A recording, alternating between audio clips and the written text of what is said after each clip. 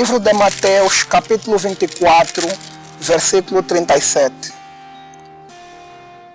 Pois, assim como foi nos dias de Noé, também será a vinda do Filho do Homem.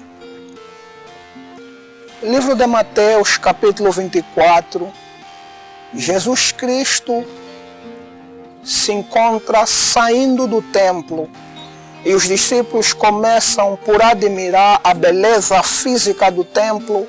E Jesus Cristo de Nazaré, advertindo-os, chamando a sua atenção, diz para eles que de tudo quanto eles viam, não restaria pedra sobre pedra.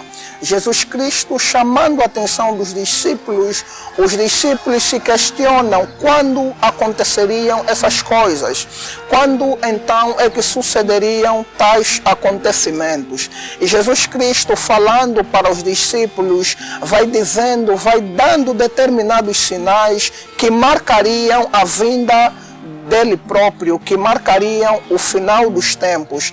Jesus Cristo vai falando para os discípulos que haveriam guerras e rumores de guerra. Jesus Cristo vai falando para os discípulos que por se multiplicar a maldade, o amor de muitos se esfriaria. Jesus Cristo em Mateus 24 ainda vem chamar a atenção que haveriam falsos profetas, que o amor de muitos iria se esfriar. Mas o livro de Mateus, capítulo 24, versículo 37, Jesus Cristo vai falar para os discípulos algo muito importante. Jesus Cristo vai dizer para os discípulos no versículo 37 que assim como foi nos tempos de Noé, também será na vinda do Filho do Homem. Ora, o livro de Gênesis, a partir do capítulo 6, a Bíblia começa a nos mostrar a vida e a história do Noé. A Bíblia nos mostra o contexto a qual Noé se encontrava. E a Bíblia vem dizer, a partir do versículo de número 3 do livro de Gênesis, capítulo 6, que Deus viu a maldade do homem. E que no versículo de número 6, a Bíblia diz mesmo que essa maldade se multiplicou. Então, o contexto a qual viviam as pessoas naquele momento era um contexto em que Jesus Cristo traz a nós uma ilustração de como seria o tempo que antecederia a sua vinda. Mas o versículo de número 8 de Gênesis, no capítulo 6, a Bíblia diz que Noé achou graça diante dos olhos de Deus. A Bíblia vem nos mostrar que em meio a uma geração perversa, uma geração distanciada de Deus, havia alguém diferente dos demais. E a Bíblia é categórica em afirmar que Noé achou graça aos olhos de Deus. A terra estava completamente pervertida, as pessoas pouco ou nada se importavam com a palavra de Deus, com a vontade de Deus. As pessoas levavam uma vida torpe, uma vida completamente distanciada daqueles que eram os desígnios do Senhor, do seu Criador. E a Bíblia vem dizer que Deus, olhando para a terra, achou graça aos olhos de Noé. Deus olhou Noé e achou graça a Noé. Ora, a própria Bíblia vem nos dizer que Noé era um homem justo e íntegro. Noé era uma pessoa reta. Então, essas foram algumas características da parte de Noé que fizeram com que Deus olhasse Noé de forma diferente. Porque, de fato, Noé fazia diferença em sua geração, Noé fazia diferença em sua época. E a minha questão para você será que quando Deus olha para a terra nos dias de hoje, Ele pode ver as características que Ele encontrou em Noé em você?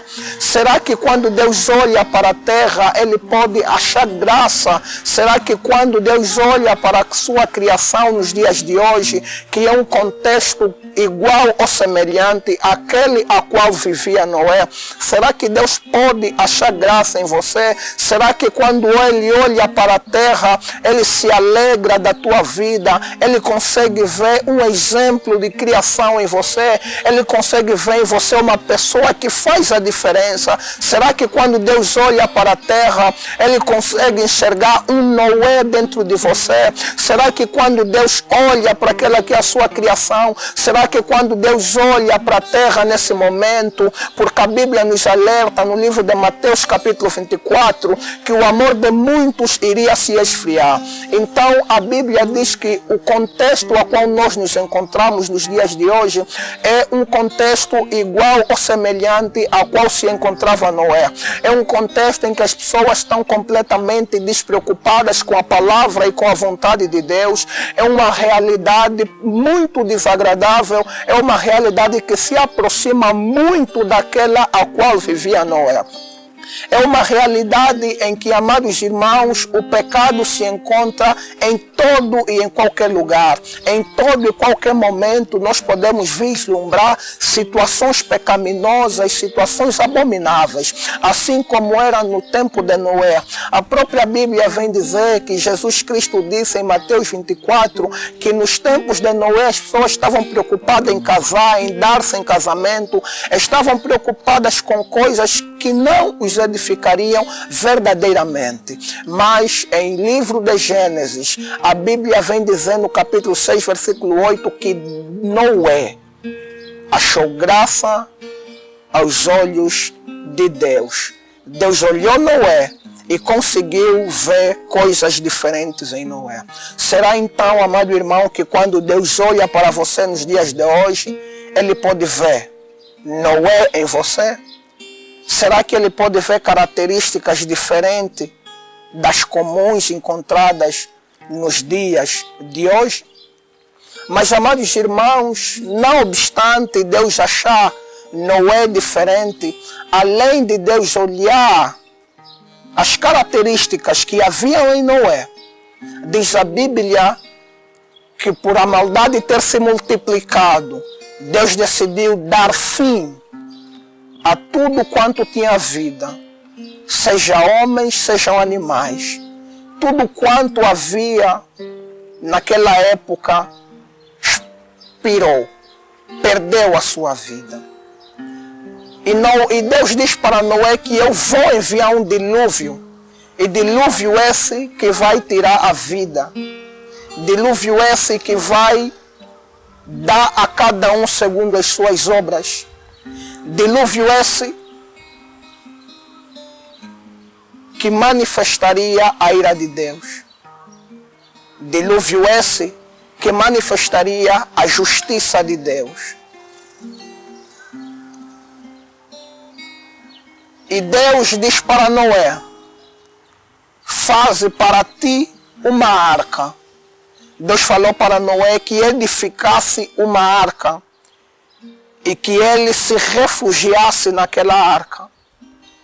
Não somente ele, como a sua família, e que ele levasse consigo um exemplar de cada animal. Amados irmãos,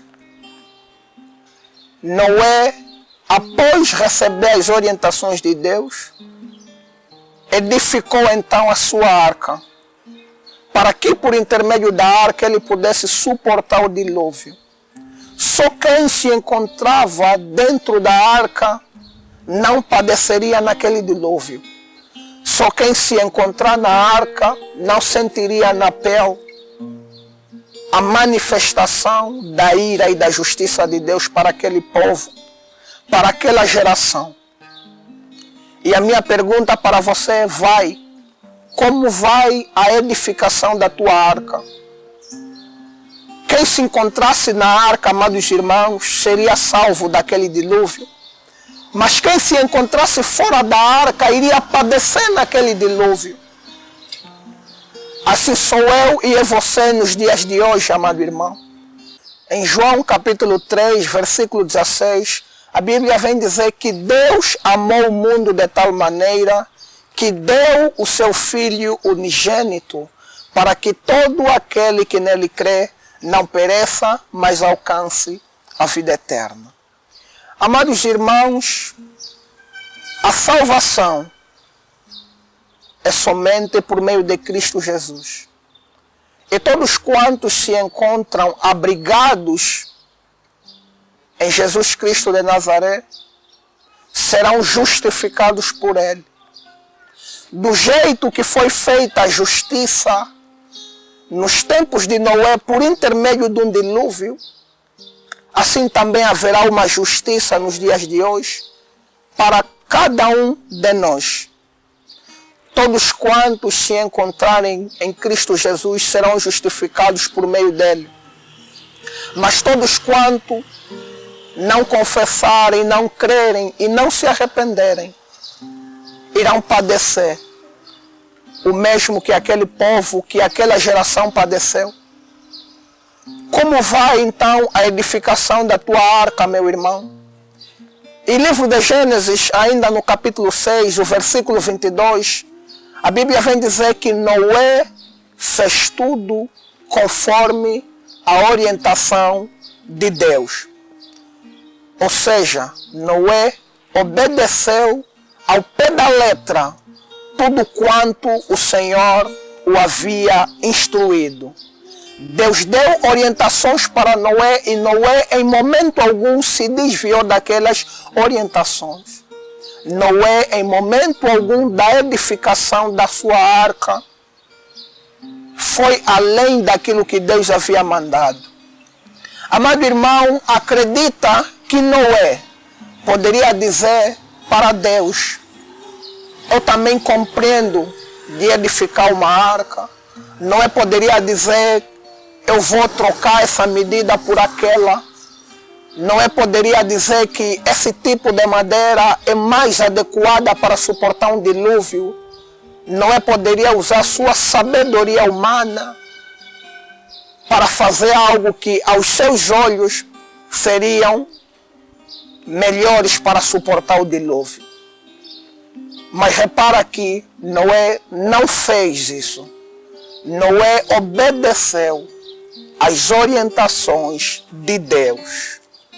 Nos dias de hoje é muito comum nós encontrarmos pessoas que começam obedecendo a Deus, mas que no decurso da sua caminhada, do ministério a qual Deus o conferiu, acabam se apartando das orientações de Deus. Noé fez tudo conforme Deus havia mandado. É comum nos dias de hoje vermos pessoas que começam no espírito, mas que terminam na carne. Pessoas que se desviam das orientações de Deus.